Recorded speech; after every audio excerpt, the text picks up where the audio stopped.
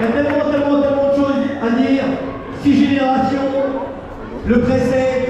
Moi, je l'ai dit il y a très longtemps et je le pense fortement. J'ai un certain âge, je ne devrais pas par pudeur, mais on est tous des enfants de l'homme qu'on appelle Sidney. On a tous grandi avec son émission. Il a été l'impulsion pour une jeunesse, mais plus que ça. C'était une émission avec des valeurs bienveillantes pour cette jeunesse. Ça nous a permis à tous d'avoir un idéal, mais plus qu'un idéal, avoir une passion.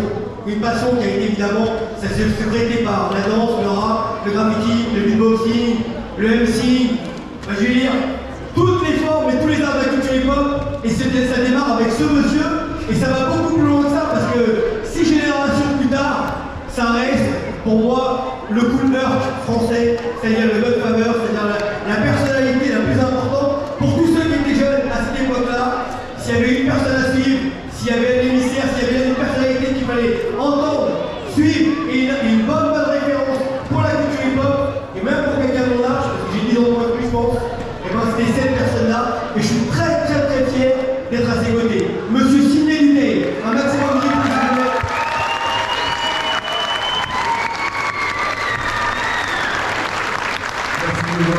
Merci à moi. Je tiens à signaler que pour la première fois au monde, on vient de créer avec l'INA, l'Institut National de l'Audiovisuel, une chaîne consacrée à toute l'histoire du hip-hop, toutes les images, toutes les archives. Donc n'hésitez pas à aller sur la chaîne de l'INA, surtout si vous êtes à l'école, tous, la plupart d'entre vous, d'aller sur cette chaîne qui vient de se créer.